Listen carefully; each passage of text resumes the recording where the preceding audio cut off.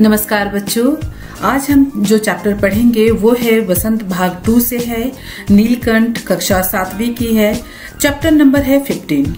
बच्चों ये पाठ, इस पाठ का पार्ट 1 और पार्ट 2 मैंने पहले ही अपलोड कर दिया है। अगर आप ये वीडियो आज पहली बार देख रहे हैं तो पहले उन दोनों पार्ट को कंप्लीट कीजिए, फिर इस वीडियो को देखिए। बच्चों पहले पार्ट में हमने महादेवी वर्मा का जीवन परिचय और पेज नंबर 108, 109, 1010 और 1011 वहां पर कंप्लीट किया है। तो बच्चों चलिए स्टार्ट करते हैं आज का पार्ट 3। ऐसी ही किसी स्थिति में एक सांप जाली घर के भीतर पहुंच गया। बच्चों जाली घर के नीचे थोड़ी सी ऐसी जगह थी जहां से सांप अंदर आ सकता था। सब जीव जंतु भागकर इधर उधर छिप गए। केवल एक शिशु खरगोश सांप की पकड़ में आ गया। निगलने के प्रयास में सांप उसे खरगोश को, शिशु खरगोश मतलब सबसे छोटा खरगोश था, उसे निगलने के प्रयास में सांप ने उसका आधा पिछला शरीर तो मुंह में दबा रखा था और शेष आधा जो बाहर था उससे चींची का स्वर भी इतना तीव्र नहीं निकल सकता था कि किसी और को स्पष्ट सुनाई दे सके। बच्चों खरगोश को इस तरीके से दबा रखा था कि वो दर्द के मारे जोर से चिल्ला भी नहीं सकता था। लेकिन वो जो नीलकंठ था झूले में कहीं सो रहा था ऊपर, उसने उसके चौकन्ने कानों ने उसकी मंद स्वर की व्यथा को पहचान लिया और पूछ पंख समेटकर वह सर से एक झपटे में नीचे आ गया।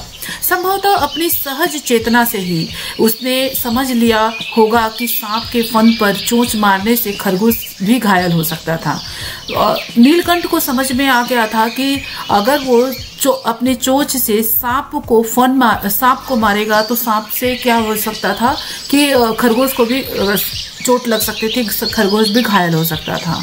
उसने सांप को फन के पास पंजों से दबाया और फिर चोंच से इतने प्रहार किए कि सांप अधमरा हो गया। पकड़ ढीली पड़ते ही खरगोश का बच्चा मुंह से निकल गया, परंतु निश्चेष्ट सा वहीं पड़ गया। उतनी देर तक खरगोश के बच्चे को सांप ने मुंह में दबाया था कि वह निश्चेष्ट हो चुका, अर्थात बेहोशी की हालत में वो नीचे गिर पड़ा। राधा ने सहायता देने की आवश्यकता नहीं समझी, परंतु अपनी मंद केका स्वर से किसी असामान्य घटना की सूचना देकर सब ओर प्रसारित कर दी। क्योंकि राधा ने भी अपने केका स्वर, मतलब जो मोर का आवाज होता है उसे केका स्वर बोलते हैं बच्चों, और उसने अपनी आवाज लगाकर असामान्य स्थिति की सूचना चारों तरफ प्रसारित कर दी ताकि बाकी के जितने लोग थे सबके सब वहां जाली घर के आसपास आ पहुंचे।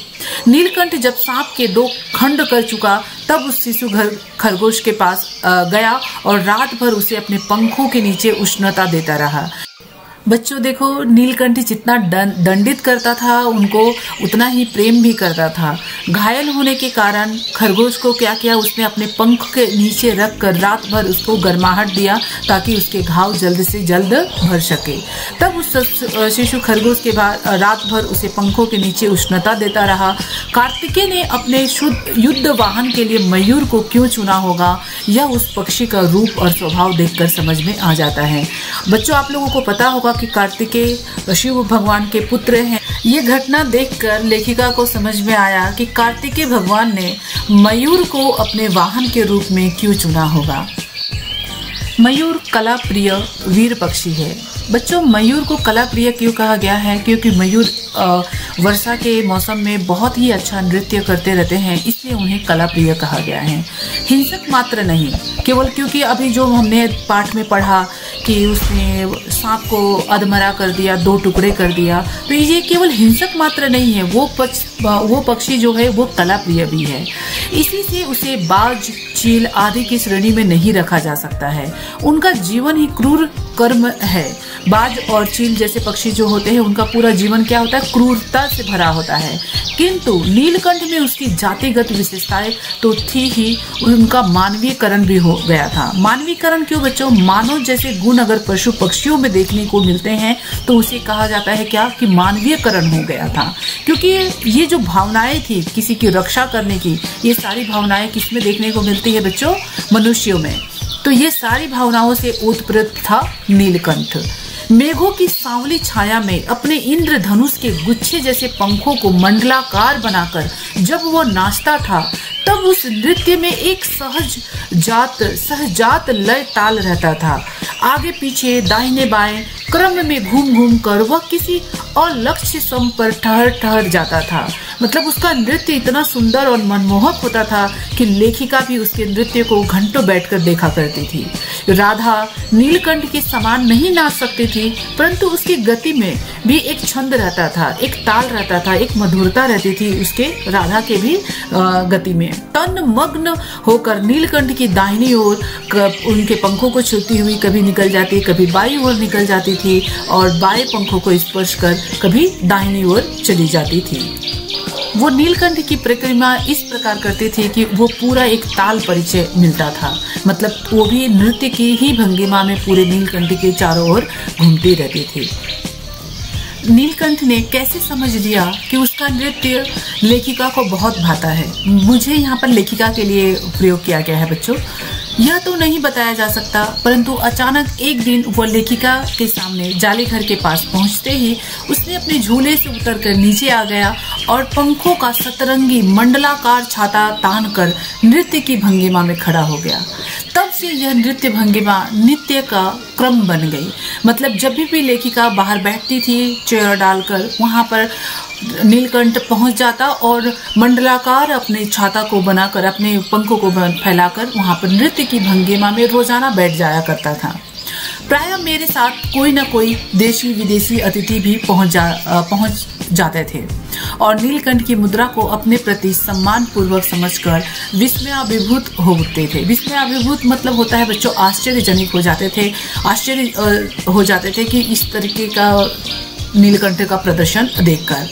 कई विदेशी महिलाओं ने उसे परफेक्ट जेंटलमैन की उपाधि दे डाली। जिस नुकीली पैनी चोट से वो भयंकर विषधर को खंड खंड कर सकता था, उसी से मेरी हथेली यहाँ पर लेखिका जब हथेली पर चने के भुने हुए दाने लेकर बैठती थी, तो उनकी हथेली से नीलकंठ हौले हौले अर्थात धीरे धीरे एक एक चना उठाकर इस प्रकार से खाता था कि लेखिका के हथेली को थोड़ा भी चोट न लगे। और जबकि उसी चोट से उसने विषधर अर्थात सांप के 2 खंड कर चुका था। तो नीलकंठ के दोनों रूप को देखकर लेखिका बहुत ही आश्चर्यचकित हो जाती थी। फलों के वृक्षों से अधिक उसे पुष्पित और पल्लवित वृक्ष भाते थे। वसंत में जब आम के वृक्ष सुनहली मंजरियों से लद जाते थे, अशोक नए पल्लों से ढक जाता था, तब जाली घर में वो इतना अस्थिर होता कि उसे बाहर छोड़ देना पड़ता था। बच्चों जब मौसम चेंज होता था, बारिश के मौसम होता था, तो उस समय नीलकंठ को जाली घर के अंदर बांध कर रखना असंभव था, उसे बाहर छोड़ना ही पड़ता था उस मौसम के समय। नीलकंठ और राधा की सबसे प्रिय ऋतु तो वर्षा ही थी। मेघों के उमड़ आने से पहले ही वे हवा में उसकी सजल आहट पा लेते थे और तब उनकी मंद केका की गूंज अनुगूंज तीव्र से तीव्रतर होती हुई मानो बूंदों के उतरने के लिए सोपान पंक्ति बनने लगती थी। मेघ की गर्जन के ताल पर ही उसके तन में नृत्य का आरंभ होता। जैसे जैसे मेघ छाती वैसे ही उसके नृत्य जो था और उनके केका स्वर थे जो वो तेज होने लगते धीरे धीरे। और फिर मेघ जितना अधिक गरजता, बिजली जितनी अधिक चमकती, बूंदों की रिमझिमाहट जितनी तीव्र होती जाती, नीलकंठ के नृत्य का वेग उतना ही अधिक बढ़ता जाता और उसकी केका का स्वर उतना ही मंद्र से मंद्रतर होता जाता। केका अर्थात नीलकंठ का स्वर धीरे से धीरे धीमी होते जाता और उसका डांस जो होता था, नृत्य जो होता था, वो तेज होता जाता था। जैसे वर्षा की गति तेज होती, वैसे ही नीलकंठ का जो नृत्य भंगिमा थी वो भी तेज होते चली जाती थी। वर्षा के थम जाने पर वह दाहिने पंजे पर दाहिना पंख और बाएं पंजे पर बायां पंख सुखाता। कभी कभी वे दोनों कौन बच्चों? नीलकंठ और राधा एक दूसरे के पंखों से टपकने वाली बूंदों को चोंच से पी कर उनके गीलापन को दूर करते रहते। इस आनंद उत्सव की रागनी में बेमेल स्वर कैसे बज उठा, यह एक करुण कथा है बच्चों। नीलकंठ और राधा के इस प्रेम के बीच में, इस आनंद उत्सव कि रागिनी, रागिनी अर्थात प्रेम के बीच में, आनंद के बीच में ये बेमेल स्वर कैसे बज उठा, यह एक बहुत ही दुखदाई कथा है। लेखिका इस कथा को यहाँ पर प्रकट करती है कि कैसे इन दोनों के बीच में एक तीसरा मेहमान जिसका नाम था कुब्जा, वो यहाँ पर कैसे आ गई और कैसे प्रवेश कर गई। तो चलिए बच्चों, हम लोग नेक्स्ट पार्ट में हम लोग ये देखते हैं।